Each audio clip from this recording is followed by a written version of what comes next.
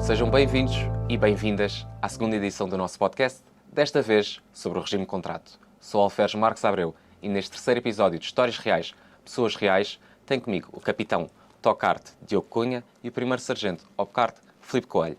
Desde já, obrigado por terem aceitado o nosso convite. Obrigado. Muito obrigado. Dando início ao terceiro episódio, Sr. Capitão, pode explicar-nos o que faz um controlador aéreo na Força Aérea? Claro que sim. Nós somos responsáveis por gerir e controlar os aeródromos da Força Aérea e, como é óbvio, o espaço aéreo que está associado a esses aeródromos. Dizem que os controladores de tráfego aéreo têm a melhor vista do escritório, como nós, aliás, conseguimos ver aqui. Sr. Primeiro Sargento, concorda com esta afirmação? Concordo, sim. Nós aqui, a partir da torre, nós temos que fazer um controlo visual para com as aeronaves e para isso necessitamos ter uma visão 360 para conseguirmos ter visibilidade para a pista, para as aeronaves no chão, no ar e assim conseguimos concluir com sucesso o nosso objetivo, que é evitar as colisões entre as aeronaves e obstáculos. E como é que é o vosso dia-a-dia, um dia-a-dia comum do controlador aéreo na Força Aérea? O nosso dia-a-dia estabelecemos aqui um turno, dividimos em posições, cada um com a sua tarefa, e depois é trabalho de equipa. E só juntos e com uma coordenação muito forte é que conseguimos efetuar então esse objetivo de manter um tráfego seguro, ordenado e expedito por esta ordem.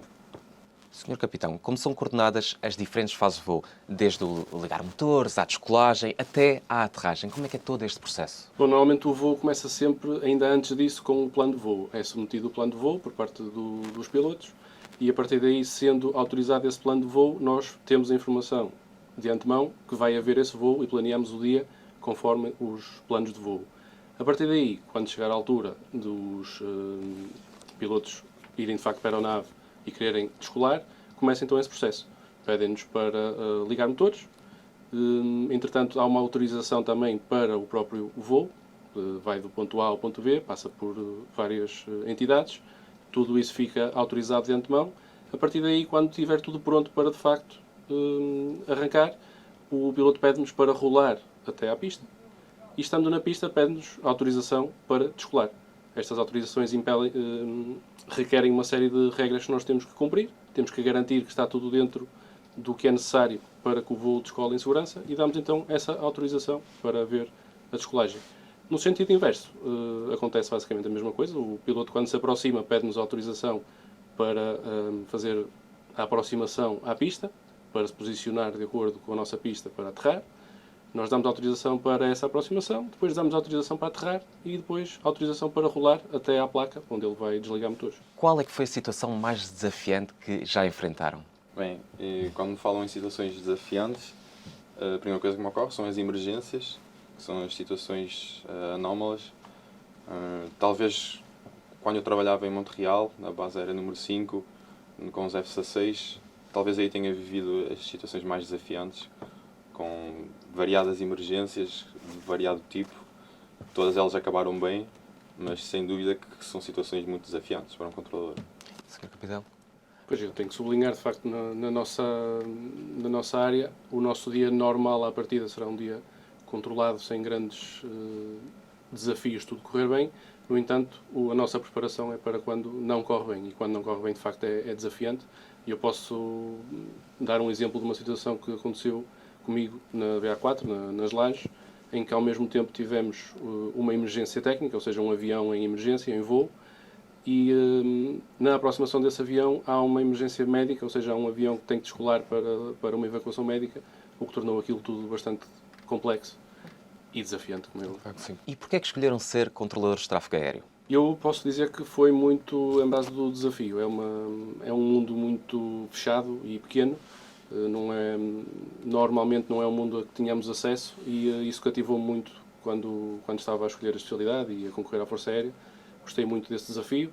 Sempre me dei bem, por exemplo, com o inglês, que também é um requisito importante para esta profissão. E foi, no meu caso, acho que foi o número 1, foi o desafio. Sim, primeiro. No meu caso foi o fator trabalho de equipa constante, o facto de ser uma profissão muito dinâmica, em que todos os dias é algo diferente, porque as aeronaves nunca estão no mesmo sítio, à mesma hora, E também por causa da vista que temos. O espaço é arejado e não é um espaço fechado como um escritório normal. Daí a Temos melhor essa vista do vantagem. escritório, claro. Sim. E agora, passando para os nossos candidatos, que conselhos é que dariam aos nossos futuros controladores aéreos? Alguns conselhos que poderiam ajudar no seu ingresso aqui à Força Aérea como controladores de tráfego aéreo? Bom, eu, logo à partida, falava do inglês. Às vezes é uma barreira difícil de ultrapassar se uma pessoa não estiver preparada. De facto, é preciso ter o inglês na ponta da língua. De resto, estarem preparados, de facto, para uma profissão muito dinâmica e para estarem em constante estudo, porque temos de ter atualizações constantes para as regras do ar. Sim, eu sublinho o que o Sr. Capitão disse e acrescento também: preparem-se para trabalho de equipa, aceitar os inputs do colega do lado, porque isto só conseguimos realmente fazer o nosso trabalho em equipa. Muito obrigado por esta partilha. E agora, para terminar, que história têm para contar? Segundo primeiro. Durante o meu percurso na Força Aérea, tenho muitas histórias, mas, por exemplo, a missão que eu fui fazer à Lituânia foi, sem dúvida, muito bom para mim, muito bom para o meu crescimento como pessoa, como militar. Foi uma experiência muito boa. E nessa missão, qual é que foi a principal missão? Como é que era um dia-a-dia nessa missão? O meu dia-a-dia era estar na torre de controlo da base na Lituânia e estavam lá os F-16 portugueses, espanhóis, e então havia sempre um trabalho de equipa multinacional. E o meu trabalho era fundamentalmente ajudar os controladores civis da Lituânia a trabalhar e a compreender as rotinas do tráfego militar. Portanto, porque é mais peculiar e eles tinham dúvidas constantes e eu estava lá para isso. E também para, em casos de emergência, auxiliar o pessoal dos bombeiros a abordar a aeronave o mais rápido possível.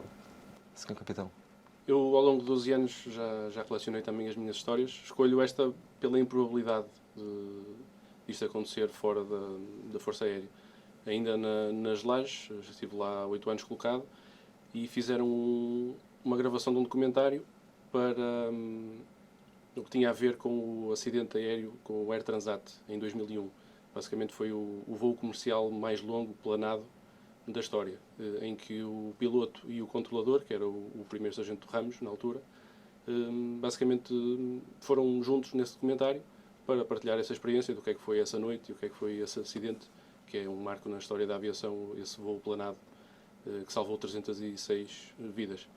Nunca pensei na vida conhecer tanto o piloto, o controlador seria se calhar mais provável, que fazia parte da Força Aérea, na altura já estava reformado quando eu conheci, mas é uma história improvável que eu gostei muito de partilhar e de vivenciar na primeira pessoa.